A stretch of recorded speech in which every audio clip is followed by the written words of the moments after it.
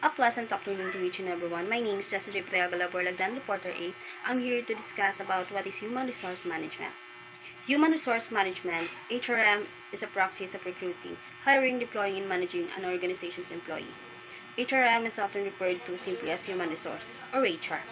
A company organization HR department is usually responsible for creating, putting into effect, and overseeing policies, governing worker and the relationship of the organization with its employee. The term human resource was first used in the early 1900s and then more widely in the 1960s. To describe the people who work for the organization, aggregate, HRM is employee management with an emphasis on employee as an asset of the business. In this context, employees are sometimes referred to as human capital. As with other business assets, the goal is to make effective use of employees, reducing risk and maximizing return of investment or ROI. The modern term human capital management or HCM is often used by the large and mid-sized companies when discussing HR technology.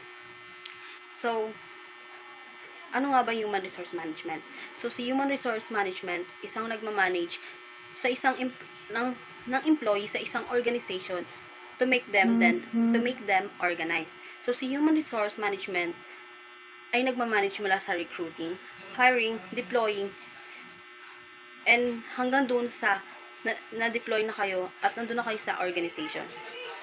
So, si human resource management, hindi niya lang minamanage si employee para di natatapos ang trabaho ni HR sa pag-hire lang at sa pagde-deploy nito sa company. So, si HR, siya yung nagmamanage dun sa employee na maging maayos yung relationship ni employee sa organization to make them organize and para yung takbo ng business is maayos. At kinukonsidered ng isang business ang employee nila as a human capital. Bakit nga ba't kinukonsidered nila as a human capital ang isang employee? Ang isang employee ay kinukonsider na human capital because hindi dahil nakakakuha ng pera ang company sa kanila. Dahil ang employee is one of the important person sa isang company because they are the one who made service para makagawa ng isang product.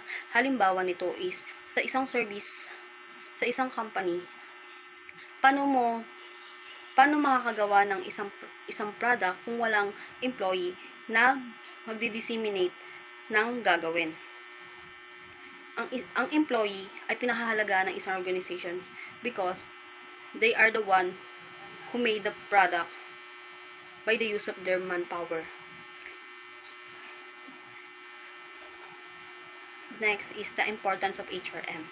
So, the importance of human resource management, the purpose of HRM practices is to manage the people within a workplace to achieve the organization's mission and reinforce the corporate cultures. When people management is done effectively, HR manager can help recruit new employees who have the skills to further the company goals. HR professionals also aid in the training and professional development of the employees to meet the organization objective. A company is only good as its employee, making HRM as a crucial part of maintaining and improving the health of the business. Additionally, HR managers monitor the state of the job market to help the organization stay competitive. This could include ensuring compensation and benefits are competitive. Events are planned to keep employees from burning out and job roles are adapted based on the market. So, ang importance ng human resource management or HRM is hindi lang natatapos dun sa hiring and deploying ng kanilang employee. So, si HR ay mini-maintain niya na yung business is competitive pa rin sa market. So, na mini-make sure nila yung mission ng company is na ano pa rin nila na tawag dito. Hindi sila sumasalungat sa mission ng company. Once kasi na ang isang employee once kasi ang employee is alam nila na pinahahalagahan sila ng kumpanya or organization na kinabibilangan nila, nagkakaroon sila ng motivation na gawin yung mga gawain nila ng maayos at gagawin nila yung mga trabaho nila na with motivation. Makakagawa sila ng madaming output, madaming magagawa yung isang business. So, si HR, mini-maintain niya na hindi lang competitive si organization or si company or ang isang business. Kailangan din i-maintain ni HR na compensate din yung mga employees for their good works. Halimbawa ng compensation is yung nagkakaroon ng porsyento, yung porsyento, bonus, and other the importance of HRM. The importance of human resource management. The purpose of HRM practices is to manage the people within a workplace to achieve the organization mission and reinforce the corporate cultures. When people management is done effectively, HR manager can help recruit new employees who have the skills to further the company goals. HR professional also aid in the training and professional development of employees to meet the organization objective. A company is only good as its employees, to making HRM a crucial part of maintaining and improving the health of the business. Additionally, HR managers monitor the state of the job market to help the organization stay competitive. This could include ensuring compensation, benefits are competitive, events are planned to keep employees from burning out, and job roles are adapted based on the market. So, hindi lang natatapos yung trabaho ni HRM sa pag-hire mula sa deploying, hiring, and dun sa mismong nandun ka na sa mismong trabaho.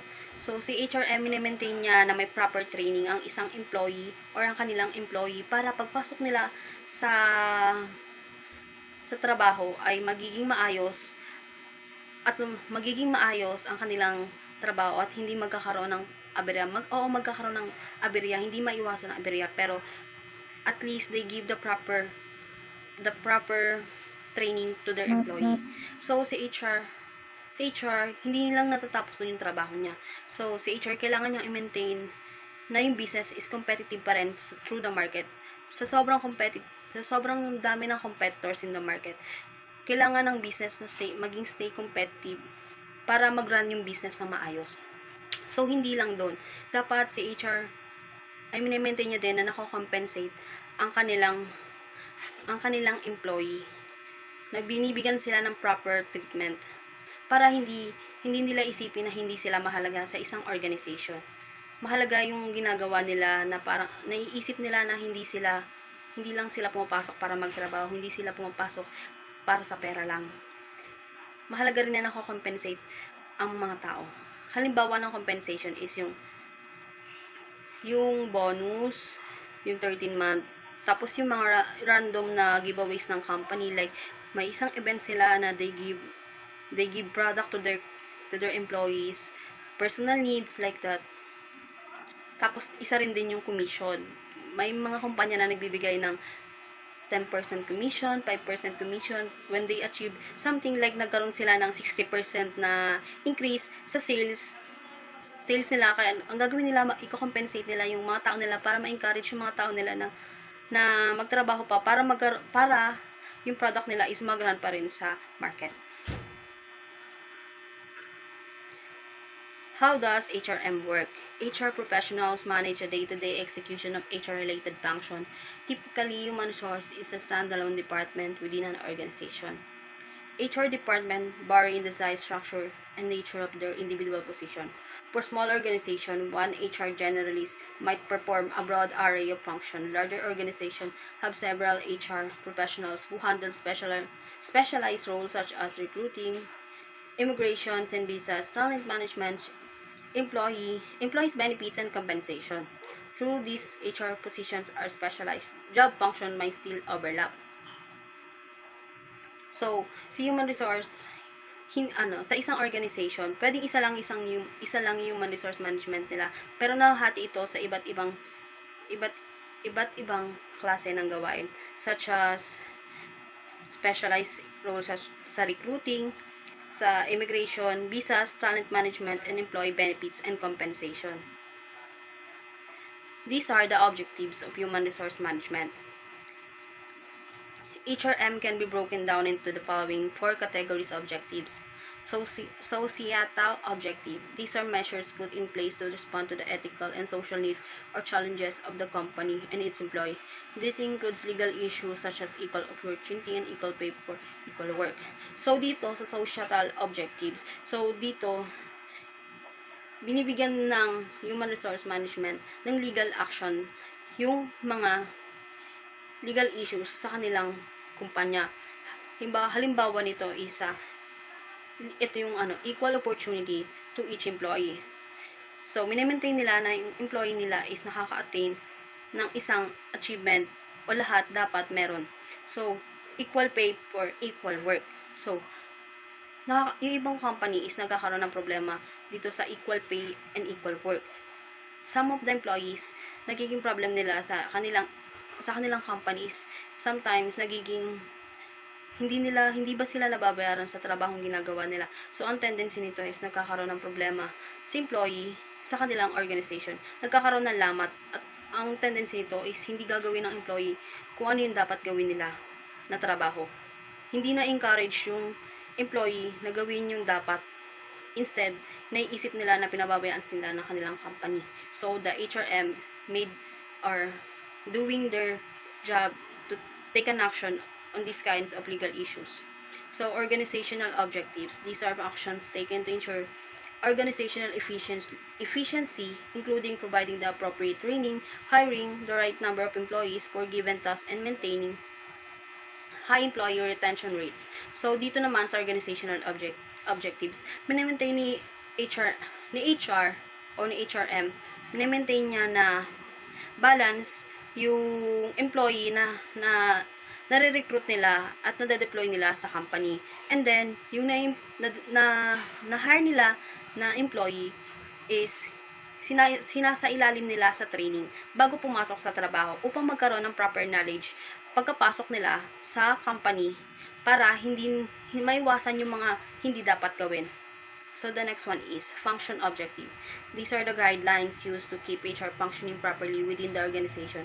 They include ensuring all HR resources are allocated to their full potential.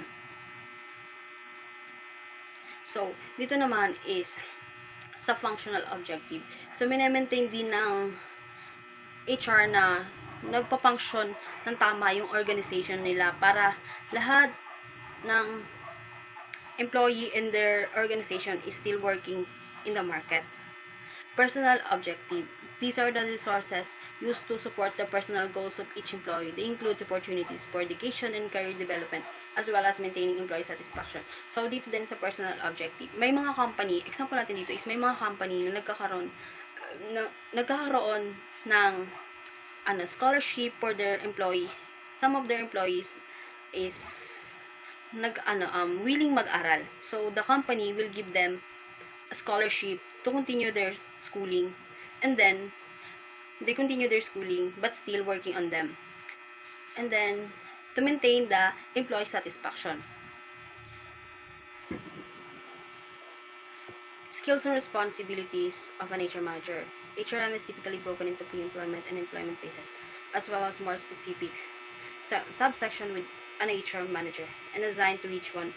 Areas of HRM oversight include the following: employees recruitment, onboarding and retention, talent and workforce management, job role assignment, career development, compensation and benefits, labor law compliance, performance management, training and development, succession planning, employees engagement and recognition, team building. HRM is typically broken into pre-employment. So, si HRM is hindi lang sila nag-stick sa it. Hindi lang isa yung main goal nila. May iba-iba silang tungkulin as an HR. Sa isang company, some of them have different kind of HR. So, more specific objective of HRM including the following: provide and maintain productive employees. So, they are provide and maintain na yung employees nila is productive, and they doing their job according to their position. Make full use of the skills and abilities of each employee. So, they are using the skills of their employees according to their abilities and according to their ayon sa kanilang kakayahan. Ensure employees have received the proper training. So, minamaintain din ni HRM na nagkaroon ng proper training ang isang employee bago ito pumasok sa isang company or organization. Build and maintain a positive employee experience with a high satisfaction and quality of life so that the employees can contribute to their best effort to their work. So, minamaintain din ni HRM na na-maintain pa rin yung positive employee experience or na-maintain pa rin yung proper treatment ng organization sa kanilang employee para gawin ng employee nila ang kanilang best para magkaroon sila ng contribution sa company nila and magkaroon ng magandang kalalabasan yung kanilang ginagawa. Communicate company policies, procedure, rules, and regulations to the employees. So, the HRM, they're the one who discuss the policies, procedure, kung paano yung ginagawa sa isang company, kung paano o ano yung bawal o tama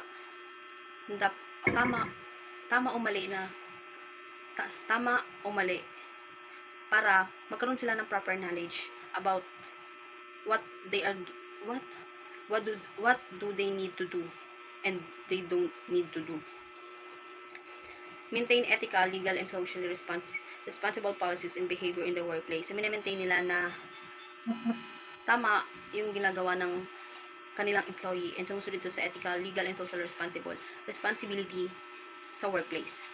Manage internal and external changes that might affect employees and stopping. So, maintain nila na maayos ang kanilang treatment sa kanilang employees to have them to work according to their skills and abilities and make an effort to have a better output and to have a better workplace. HR managers benefits from having skills and experience in a range of areas. The skill most essential HRM skills that professionals should possess include the following. Communication. A high level of verbal and written capabilities is required in the most HRM jobs.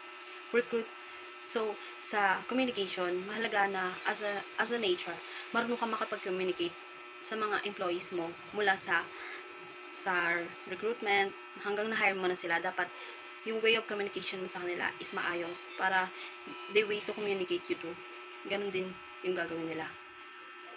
Requirements and talent acquisition. Tasks in this area include writing job description, conducting interview, assessing candidates, negotiating offers, and onboarding employees. Sa recruitment and talent acquisition, so yung task dito sa area na to is mostly is writing job, conducting interviews, mostly sa mga mula sa recruiting, doon pumapasok yung sa interview, mula sa interview, sila yung mga nag-interview. Then, employee relation. HR manager must have labor relation skills to address grievance and build positive employee experience. So, kailangan, yung employee relation, kailangan sa lahat ng bagay, kailangan transparent ka. So, you're managing an employees. So, pag nagkaroon ng legal issue or issue ang isang employee, between two employees, kailangan mo siyang pagdesisyonan na transparent ka, both sides, and you're deciding according to the right and wrong. Compliance with legal requirements. HR manager must be up to date with employment laws and regulation. So, kailangan si HR is i-compile niya yung legal requirements na hinihingi para sa employment laws and regulation para hindi magkaroon ng problema ang employee sa pagsunod sa employment laws and regulation. Conflict management and resolution. Mediation capabilities help HR resolve conflicts and other difficult situation. Dito na nga po pumapasok yung sa transparency, sa pagharap sa employees. When facing employees and resolving problems, kailangan mo maging transparent sa lahat ng bagay. Isipin both sides and deciding the right decision. Bago magdesisyon ng isang HR, they nag-investigate sila para malaman yung totoo before sila maglabas ng desisyon. Performance management. Manager must set performance standard and help employees develop skill to achieve them. So, dito sa performance management, so, sa isang company, hindi lang naman umiikot sa isang gawain ang trabaho mo. Magkakaroon ka ng knowledge na matuto pa ng ibang bagay na dapat mong matutunan. So, sa HRM is gumagawa siya ng way para ma-build yung skills and mas magkaroon pa ng other other skills, or hindi naman sa skills, magkaroon ng proper knowledge si employee para matutunan ng isang bagay, or subukan ni employee na matutunan o matuto pa ng ibang bagay bukod sa skills or abilities na meron siya. Strategic thinking. HR manager jobs require high-level thinking such as align the HR strategies with the company goal. So, si HR, kailangan high-level thinking siya para ma-align niya yung HR strategies o yung strategies ng human resource sa company goals. Analytic data analysis skills help analyze workforce metrics, provide insight for decision making. So, dito mapasok yung mga data analysis para yung workforce or yung magkaroon ng insight or magkaroon ng decision making sa isang company. Adaptability. HR manager must be able to deal with changing workforce and societal issues on an ongoing basis. So, si human resource management pala ay kailangan niyang marunong siya mag-adapt. So, sometimes nagkakaroon ng problema sa isang organization na kailangan talagang natin mag-adjust para magkaroon ng, or what you call it, kailangan mag-adjust and kailangan mag-adjust or kailangan sumabay tayo sa agos. Nangyari na kailangan natin gawin yun ng align pa din sa gawain natin and solve the problem easily. Ethics and confidentiality. These skills require knowledge of confidentiality and privacy requirements as well as general and industry-specific ethical standards. So sa HR, kailangan niyang, as an HR, sa HR kasi, she knows or he knows the employees information. So, kailangan niyang ma-apply confidentiality na hindi dapat, yung mga information na dapat hindi labas, ay maging makip lang sa organization and employees lang. In overall, malaki yung ginagampanan ng isang human resource management sa isang organization. Maintain nila na yung organization is functioning well. So, paano bang masasabi na functioning well?